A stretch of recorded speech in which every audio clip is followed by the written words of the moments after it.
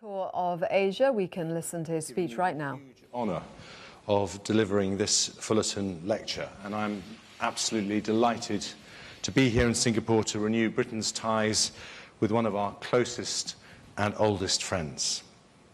Our two countries are joined at the hip, not just by common interests and our shared dedication to the rule of law, shared dedication to the rule of law, shared dedication to the rule of law.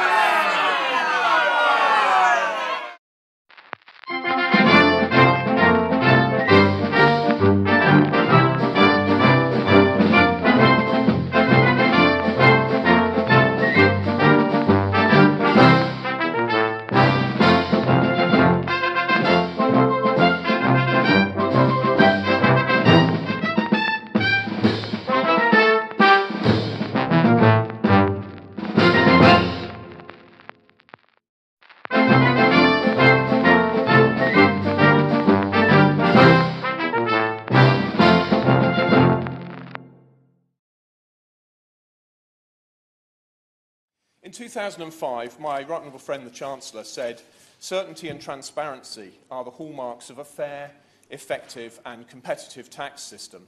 A taxpayer is entitled to know with certainty what he may or may not do in planning his tax affairs," end quote. And this is why I object to retrospective legislation which undermines the rule of law. Retrospectively, it absolutely violates the core principles of the rule of law. And I couldn't agree more with colleagues who have already expressed that frustration. I think that this particular measure is disgraceful. If I can go even further to say, I think it's dishonourable and it should be stopped. I'll give way to my honourable friend. I thank my honourable friend for giving way. Would he agree with me that, and I agree with his focus on the individuals involved, would he agree with me that the retrospective nature of this isn't just for the rule of law in the abstract, but actually undermines their trust and the trust of their families and their communities for generations to come in our government and our legal system? I thank my honourable friend for that intervention. He's actually got a crystal ball, and he's foretold the next item that I'll be coming on to. In what has happened, these people have become a target. They're vulnerable people. They're not well paid. And they don't receive many of the benefits or protections that payroll employers do of sick pay, holiday pay, and maternity and paternity leave. Walker, I think this House has the chance and the opportunity to put this wrong right. As my honourable friend, the member for Poplar and Limehouse, said at the end of his speech, there will be a report stage to the current finance bill. It will come to the floor of the House. And every member here today, whatever party, whatever member who signed the early day motion, we have the power to come together cross-party and pass a new clause to right this wrong. And frankly, words in a Westminster Hall debate, signatures on the EDM, mean nothing unless we're prepared to vote in the lobbies to vote this tyrannous legislation down. And I think constituents and the Loan Charge Action Group and all the people affected will expect their members of Parliament to vote and act and not just to talk. And I think today gives us a platform to make sure we send a very powerful message to the Treasury Ministers that this is a catalyst for the action that wasn't taken 2 years ago, that will be taken, I believe, when we get to the report stage of the Finance Bill. Because, as has been said by the Honourable Member for Wickham, there is a fundamental principle here, which he and I can agree on, the rule of law. And when we talk about British values, which he and I agree on, the rule of law is something the Department of Education says should be taught in every school up and down our country. Well, this is the test. This is the test, Mr. Walker. Either members of Parliament believe in the rule of law, what our children are being taught, or they don't. And when we come to vote on the Finance Bill new clause, as I am sure we will be asked to, we will see whether we really do believe in the rule of law.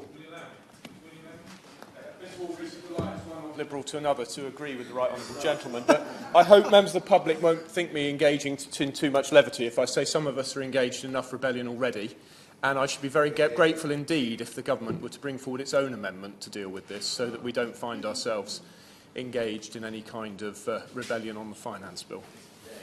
Well, it was a pleasure to allow that intervention, Mr. Walker. And I have no objection about how this wrong is righted, as long as it's righted properly.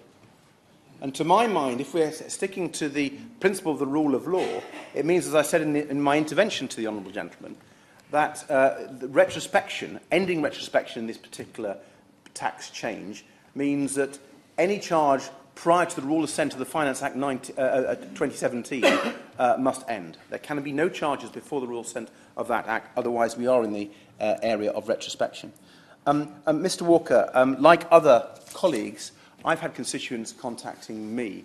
I believe I've had 16 contact me directly, and in my experience that means there's many more out there who've not contacted me.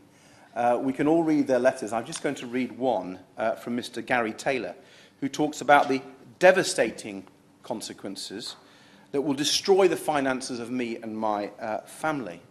And I don't know about other colleagues, but I've had people almost in tears in my surgery over a tax matter. That's never happened before in 20 years. Grateful for the honourable gentleman for giving way.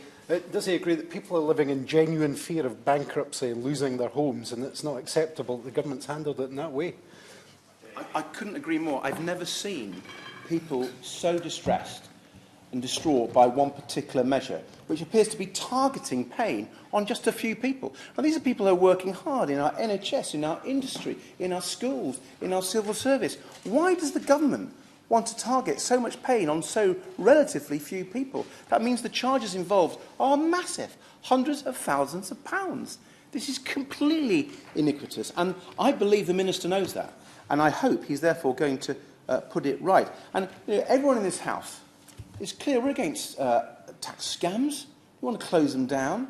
But as other honourable and right honourable gentlemen have said, people are being advised to do this by professional accountants.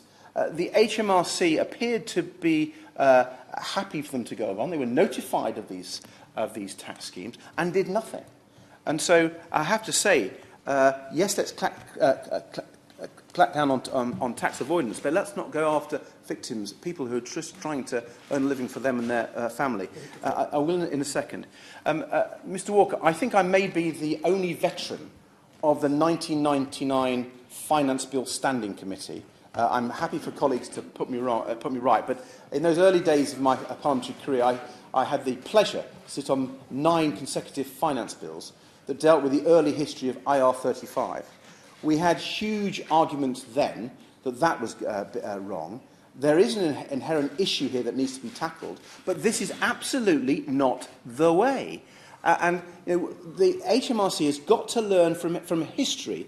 It appears to me to be acting vindictively, because it didn't get its way a few years ago on IR35, because people have found legitimate ways around it. It's coming back and acting in an outrageously draconian way, and this House has got to say no.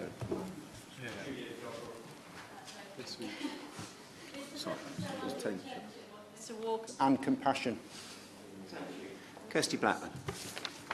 Very much, Mr. Walker. I appreciate being called in this debate, and thank you to the member for Wickham who has brought this debate before the House.